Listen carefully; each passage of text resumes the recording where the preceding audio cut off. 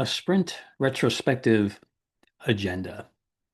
The retrospective is probably the most flexible with regards to how any particular retrospective might be carried out.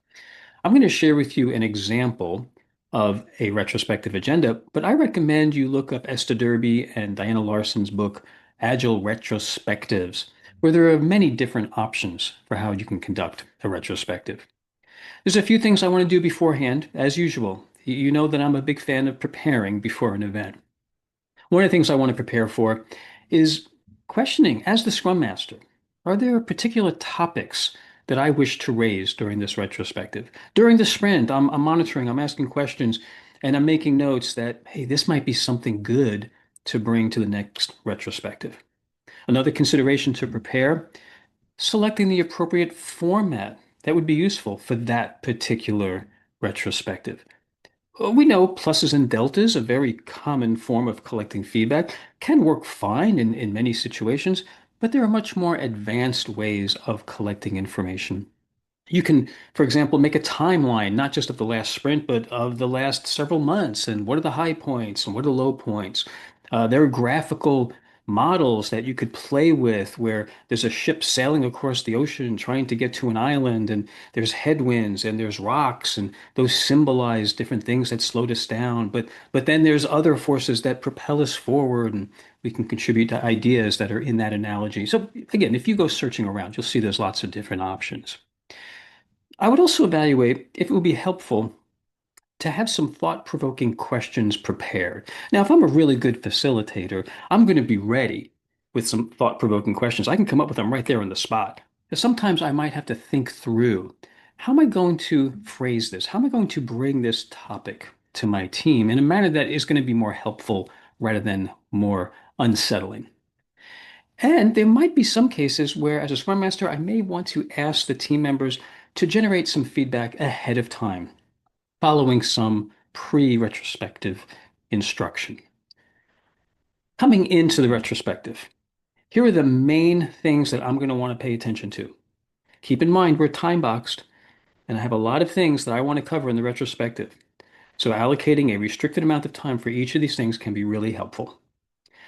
First, a welcome. Review the objectives for this particular retrospective. Then, check previous retrospective action items.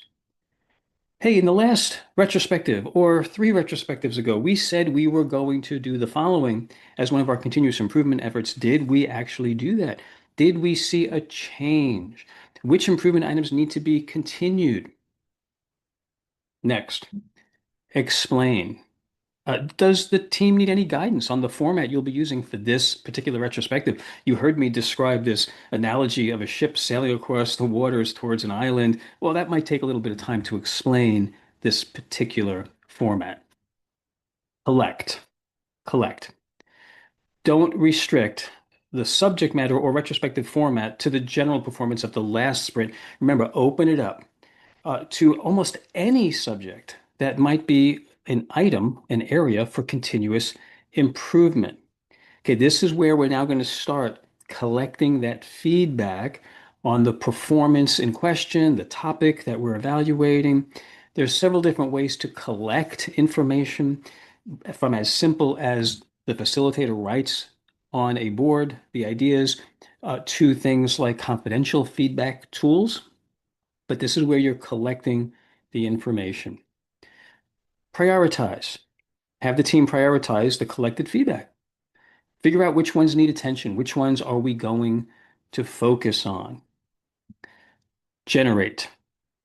Encourage the generation of new ideas for improvement around the most important improvement items that came up. Now, don't bite off more than you can chew. Sometimes having just one improvement item is appropriate. Act. Establish action items. Try to get as many team members involved in the work needed to create that improvement. I would suggest that each action item should have an owner, the main person that's going to represent that action item. Verify. Verify is where I secure consensus across the entire team. This is what we talked about. This is what we agreed we're going to do. Is everybody aligned?